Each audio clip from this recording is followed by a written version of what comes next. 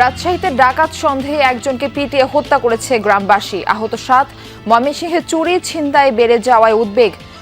অপরাধীদের তালিকা তৈরি করছে পুলিশ। গডফাদারদের বের করে তাদের দৃষ্টান্তমূলক শাস্তি ব্যবস্থা করা হয়। চুরি এবং ছিনতাইয়ের সাথে যদি যারা সংশ্লিষ্ট, যারা মদতদাতা, যারা আশ্রয়দাতা, আমরা তাদের বিরুদ্ধে অ্যাকশন নেব, তাদেরও তালিকা আমরা প্রস্তুত করছি। মুন্সিগঞ্জে ঢাকা মাওয়া এক্সপ্রেসওয়েতে দুর্ঘটনায় মোটরসাইকেল আরোহী নিহত। রাজবাড়ীতে সড়কে প্রাণ ঝরছে আরও একজনের। খুলনায় বিপণী বিতানে ব্র্যান্ডের পাশাপাশি শোভা পাচ্ছে হাল আমলের সব পোশাক। গতবারের তুলনায় বাড়তি দাম নেয়ার অভিযোগ। তদারকিতে নেমেছে ভোক্তা অধিকার। সাধ্যের ভিতরে সম্ভব সেটা এই ফুটপাতেই পাওয়া যায়। কিছু কিছু পণ্য বাড়তি রেটে কিনতে হয়, তাই কিছু পণ্য আমরা বাড়তি দামে বেচতে হয়। নিত্য প্রয়োজনীয় পণ্যের পাশাপাশি আমরা তখন পোশাক খাত এগুলো দেখা শুরু করি, দেখি যে তারা কত দামে কিনে আনছে।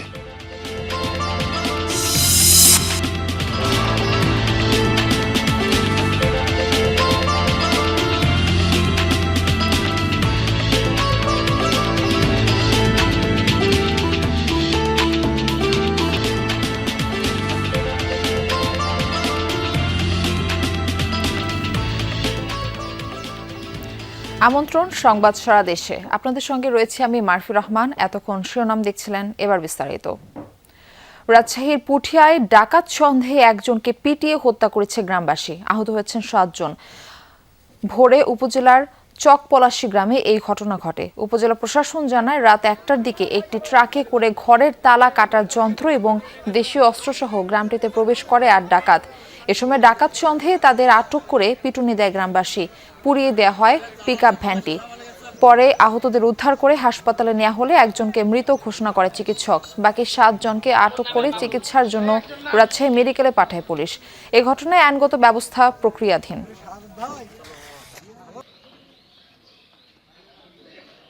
ট্রাকসহ তাদেরকে আটক করছে ডাকাতি প্রস্তুতি করলে ডাকাত দলের সদস্য হওয়ার কারণে তারা তাদের গণপিটুনি দেশে এবং একজন মারা গেছে। 7 জনকে গুরুতর জখম অবস্থায় রিফার কর্মী রাজশাহী মেডিকেলে ভর্তি আছে। রাজশাহীর পুঠিয়ায় ডাকাত সন্দেহে একজনকে পিটিয়ে হত্যা করেছে গ্রামবাসী। আহত হয়েছেন 7 জন। এই বিষয়ে বিস্তারিত জানাতে আমাদের সঙ্গে যুক্ত হচ্ছেন সহকর্মী তারেক মাহমুদ। তারেক মাহমুদ, যে একজনকে ডাকাত সন্দেহে পিটিয়ে হত্যা করা হয়েছে তার পরিচয় পাওয়া গেছে কিনা, এবং বাকি যারা আহত হয়েছেন তাদের শারীরিক অবস্থা এখন কেমন দেখছেন? মারফি, একটু আগে রাজশাহী মেডিকেলের যিনি মুখপাত্র ডক্টর শঙ্কর কুমার, তার সাথে আমার কথা হয়েছিল। আহত যে 7 জন তারা রাজশাহী মেডিকেলের 4 নম্বর এবং 8 নম্বর ওয়ার্ডে কিন্তু ভর্তি রয়েছে, এবং নিহত যিনি তার বাসা রাজশাহীর এই যে পুঠিয়া উপজেলায় যে ঘটনাটি ঘটেছে তার পার্শ্ববর্তী উপজেলা কিন্তু এই দুর্গাপুর। আমি যতটুকু জানতে পেরেছি তার নাম শাহিন, তার বয়স 45 বছর এবং তার বাড়ি হচ্ছে দুর্গাপুর উপজেলার মারিয়া গ্রামে। এখন পর্যন্ত যারা মোট 7 জন ডাকাত দলের সদস্য সন্দেহে যারা 7 জন আহত হয়েছেন, গ্রামবাসী পিটিয়ে যারা আহত হয়েছেন তাদেরকে রাজশাহী মেডিকেলের 4 নম্বর এবং 8 নম্বর ওয়ার্ডে ভর্তি করা হয়েছে। সবার অবস্থা এখন চিকিৎসা চলছে এবং শঙ্কামুক্ত, চিকিৎসক যেমনটি জানিয়েছেন। এবং আমি স্থানীয় আইনশৃঙ্খলা বাহিনীর সাথে কথা বলেছি, তারা যেমনটি জানিয়েছেন যে রাত 1টার দিকে কিন্তু এই রাজশাহীর পুঠিয়া উপজেলার পলাশী গ্রামে ডাকাতির প্রস্তুতের সময় কিন্তু গ্রামবাসী সেই সময় তাদেরকে জিজ্ঞাসাবাদ করেন এবং তারা সদুত্তর না দেওয়াতে গ্রামবাসী কিন্তু তাদের উপরে চড়া হন। এক পর্যায়ে তাদের কাছে ট্রাক, যে মিনি ট্রাকটি সেটিও পাওয়া যায়, এবং গ্রামবাসী এবং স্থানীয় প্রশাসন তারা ধারণা করছেন যে তারা হয়তো গরু চুরি বা বড় কোনো ডাকাতির উদ্দেশ্যে আসলে সেই গ্রামটিতে প্রবেশ করেছিল, এবং তারপরে আসলে তাদের উপরে যে হামলার ঘটনা এবং একজন নিহত হয়েছে, মোট 7 জন আহত হয়েছে। আহতদের রাজশাহী মেডিকেল কলেজ হাসপাতালের 4 নম্বর এবং 8 নম্বর ওয়ার্ডে ভর্তি করা হয়েছে। তারা এখন সংখ্যামুক্ত, তাদের চিকিৎসা চলছে। মারফি। তারেক, আপনাকে ধন্যবাদ। ময়মনসিংহে এখন আতঙ্কের নাম চুরি আর ছিনতাইকারীর কবলে পড়ে প্রাণ হারাচ্ছেন মেধাবী শিক্ষার্থী, আবার কেউ হচ্ছেন সর্বশান্ত। কোথাও মিলছে না নিরাপত্তা। পরিস্থিতি এমন, এই প্রতিবেদনটি তৈরির সময়ও রেহাই পাননি যমুনা টেলিভিশনের ভিডিওগ্রাফার। গাঙ্গিনারপাড় এলাকা থেকে তার পকেট কেটেছে অপরাধীরা। পুলিশ বলছে পরিস্থিতি নিয়ন্ত্রণে চোর ছিনতাইকারীর পাশাপাশি তাদের শেল্টার দাতাদেরও তালিকা করা হচ্ছে।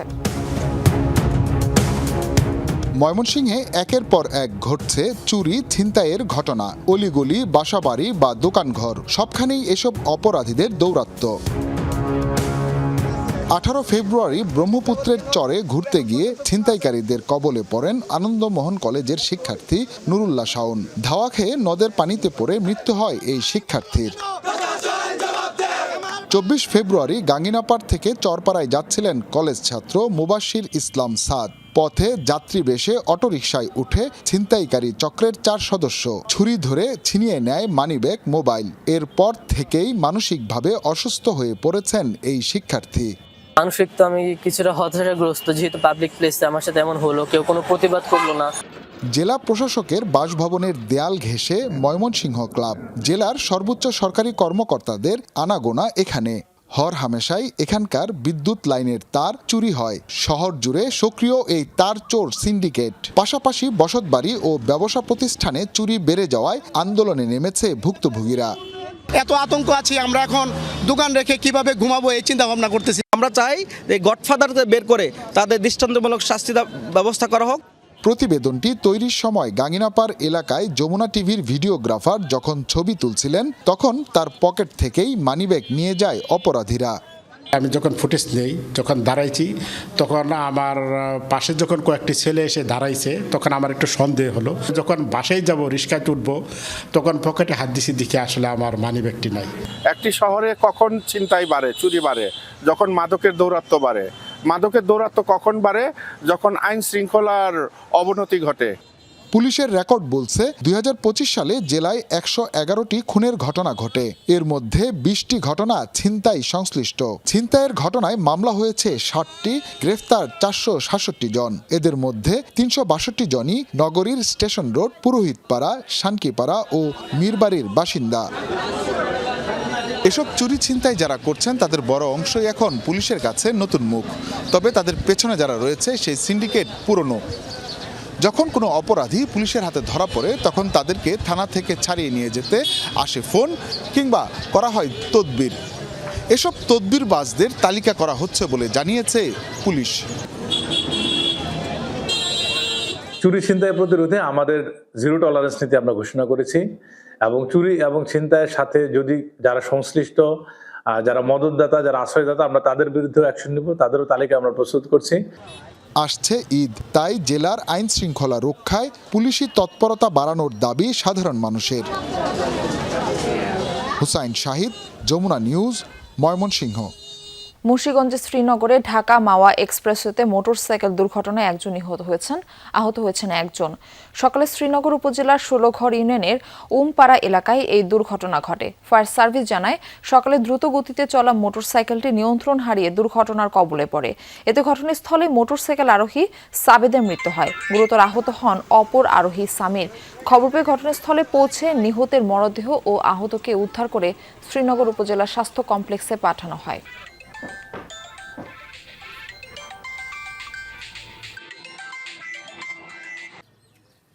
রাজবাড়ীতে ট্রাক চাপায় এক মোটরসাইকেল আরোহী নিহত হয়েছেন। এ সময় স্থানীয়দের পিটুনিতে আহত হয়েছেন ট্রাক চালক। পুলিশ জানায় রাজবাড়ী থেকে কালুখালীর দিকে যাচ্ছিলেন প্রবাসী মোহাম্মদ জিলাল। বাগমারা এলাকায় পৌঁছালে বিপরীত দিক থেকে আসা একটি ট্রাক চাপা দেয় মোটরসাইকেলটিকে। এতে ঘটনাস্থলে মারা যান জিলাল। পরে বিক্ষুব্ধ জনতা ট্রাক চালককে ধরে পিটুনি দেয়।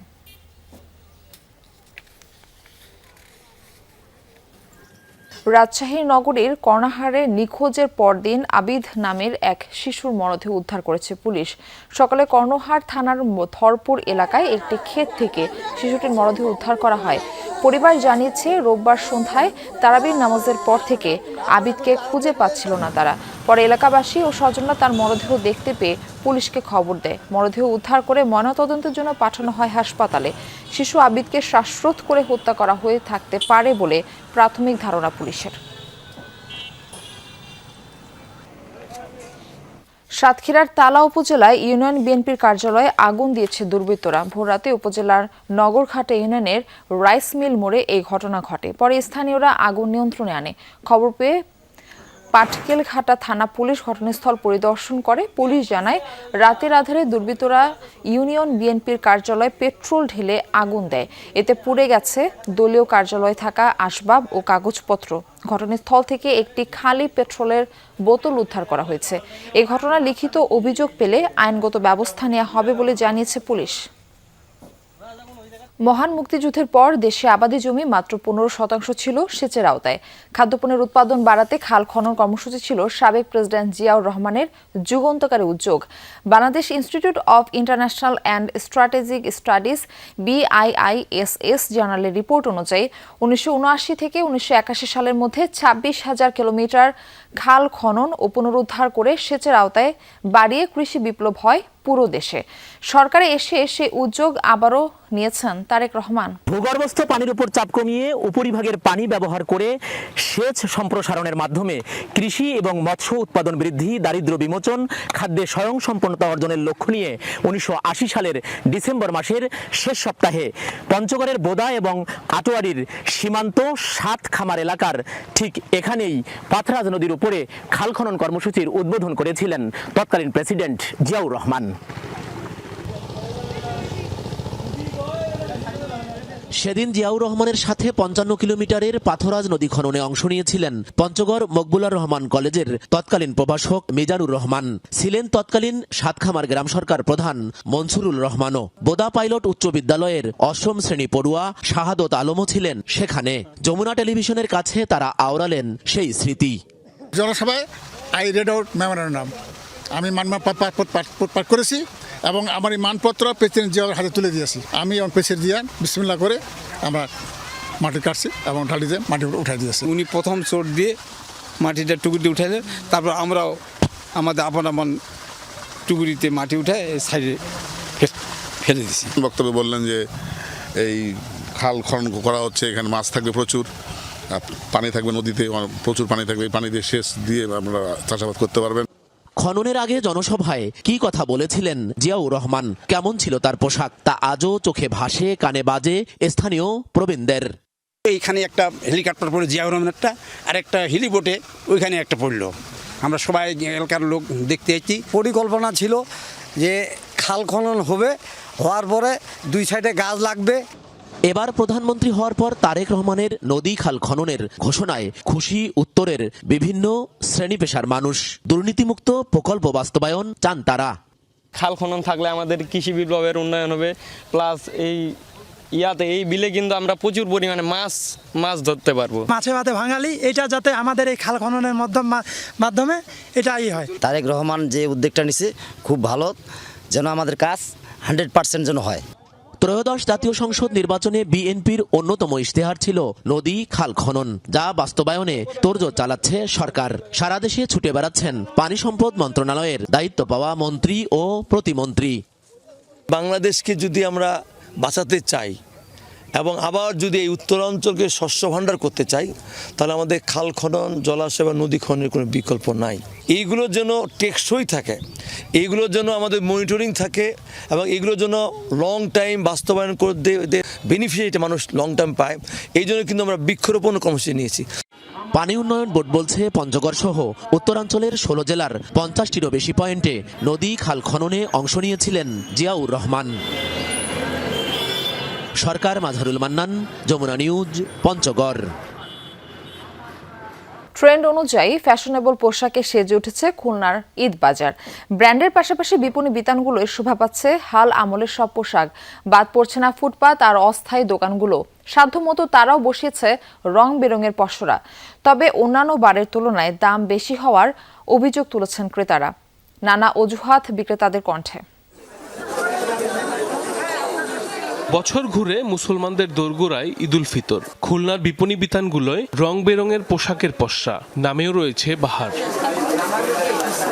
ফ্যাশন ট্রেন্ডিংয়ে এগিয়ে ইবাদত, মালহার, কারিজিমা, আঘানুর সহ বাহারি সালোয়ার কামিজ। পাকিস্তানি কাটছাট, নকশা আর কারচুপি করছে রাজত্ব। অবশ্য শাড়ির বাজার এবার অর্গানজার দখলে। হালকা থেকে ভারী কাজের শাড়িগুলো বিকোচ্ছে 1.5 থেকে 40,000 টাকা পর্যন্ত। তবে গরমের কথা মাথায় রেখে সুতি কাপড়েই গুরুত্ব দিচ্ছেন ক্রেতারা। আমার নাইরা পছন্দ, আমি এই যে এই ড্রেসটা কিনা হয়ে গেলে আমি এখন ওই জুতার শোরুমে যাব। সবকিছু সব দিক থেকে অনেক সুন্দর হয়েছে। আর আমার বেবির জন্য দেখলাম অনেক সুন্দর সুন্দর ড্রেস, এখন আমার নেওয়ার ইচ্ছা আছে, আমরা পারচেজ করব। কেনাকাটা তো পরে, এখনো তো পড়ে আছে, প্রথমত দেখবো যে কেমন কি আছে। গরমের সময় সুতি ফ্রকের ব্যাপক চাহিদা। বরাবরের মতোই পুরুষদের পছন্দের শীর্ষে পাঞ্জাবি। ভিড় এড়াতে আগেভাগেই অনেকে সারছেন কেনাকাটা। দাম নিয়ে ক্রেতাদের অভিযোগ থাকলেও বিক্রেতারা দিচ্ছেন নানা অজুহাত। ছবি তোলার মাধ্যমে বাসায় এটা পাঠাইলাম, তারা সেটা দেখবে, দেখে তাদের পছন্দ হলে আমাকে জানাবে, জানানোর পর আমি এটা কনফার্ম করে কিনে নিয়ে যাব। লোকজনের একটু চাপও কম আছে, এই জন্য আগে আসছি আর কি। আমারই পণ্যের দাম বাড়েনি, কিছু কিছু পণ্য বাড়তি রেটে কিনতে হয়, তাই কিছু পণ্য আমরা বাড়তি দামে বেচতে হয়। বেচা কিনা আলহামদুলিল্লাহ এই পর্যন্ত যতটুকু আশা করা যায় খারাপ না, ভালো। নিম্নবিত্ত ক্রেতাদের কথা মাথায় রেখে সেজেছে ফুটপাতের দোকানগুলো। তুলনামূলক কম দামে পছন্দের পোশাক, গয়না, জুতা সহ পাওয়া যাচ্ছে রকমারি পণ্য। আমাদের যে সাধ্যের ভিতরে সম্ভব সেটা এই ফুটপাতেই পাওয়া যায়। যেহেতু আমরা সামর্থ্যের ভিতরে কিনতে হয়, তাই তো এখানে আসছি। মধ্যবিত্ত পরিবার, তার পরিবারের সবাইকে দেওয়ার মতো সামর্থ্য নাই, এখান থেকে সবাইকে দেওয়ার মতো সামর্থ্য হচ্ছে। দোকানিরা যেন বাড়তি মূল্য আদায় করতে না পারে সেজন্য নিয়মিত তদারকির কথা জানিয়েছে ভোক্তা অধিকার। 15 রমজান বা 10 রমজানের পর থেকে আমরা ফোকাসটা তখন আস্তে আস্তে নিত্য প্রয়োজনীয় পণ্যের পাশাপাশি আমরা তখন পোশাক খাত এগুলো দেখার শুরু করি। দেখি যে তারা কত দামে কিনে আনছে। হ্যাঁ, তারা ঢাকা থেকে যদি পোশাক কিনে থাকে, কোন প্রতিষ্ঠান থেকে কত দামে এই পোশাকগুলো লটগুলো আসছে, সেই রসিদ আমাদেরকে দিতে হবে। জেলায় ছোট বড় মিলিয়ে শতাধিক মার্কেট। ক্রেতাদের উপস্থিতি কিছুটা বাড়লেও 15 রোজার পর আরো বেশি মুখরিত হবে বিপণী বিতান, আশা ব্যবসায়ীদের। সাইফ আহমেদ, যমুনা নিউজ। এই ছিল সংবাদ সারা দেশের এখনকার আয়োজনে। এতক্ষণ সাথে থাকার জন্য ধন্যবাদ সবাইকে।